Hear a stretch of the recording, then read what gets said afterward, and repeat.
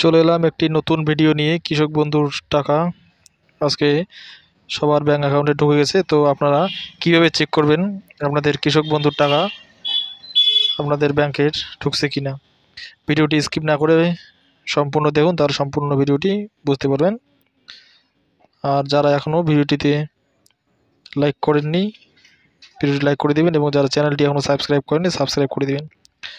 ভিডিওটিতে আপনি যেভাবে যারা দেখছেন সেভাবে ক্লিক করবেন, তাহলে বুঝতে পারবেন।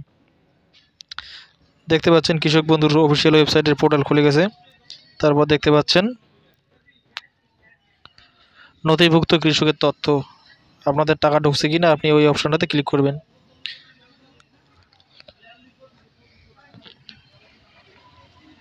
এটাতে ক্লিক করলাম। ক্লিক করার পর দেখতে পাচ্ছেন কৃষক বন্ধুর সাইট আসছে।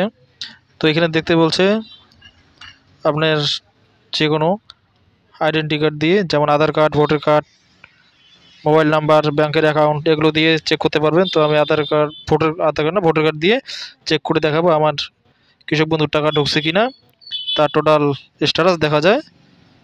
তো আমি আজকে আপনাদের দেখিয়ে দেব।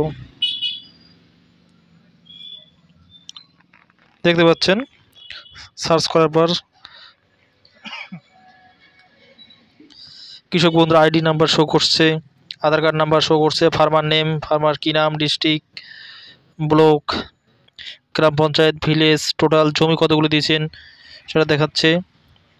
স্ট্যাটাস অ্যাপ্রুভড, ট্রানজ্যাকশন এদিকে সাকসেস, ট্রানজ্যাকশন স্ট্যাটাস, তার মানে টাকা ব্যাঙ্ক অ্যাকাউন্টে ঢুকে গেছে। আপনারা ফর্ম ফিল আপ করার সময় যে ব্যাঙ্ক অ্যাকাউন্টে দিয়েছিলেন সেই ব্যাঙ্কে গিয়ে চেক করুন, আপনার টাকা ঢুকে গেছে। ভিডিওটি ভালো লাগলে অবশ্যই লাইক, কমেন্ট, শেয়ার এবং সাবস্ক্রাইব করে দেবেন, এবং বন্ধুদের সাথে শেয়ার করে দেবেন। এইভাবে আপনারা আপনাদের কৃষক বন্ধুর স্ট্যাটাস চেক করতে পারবেন। দেখা হচ্ছে পরের ভিডিওতে।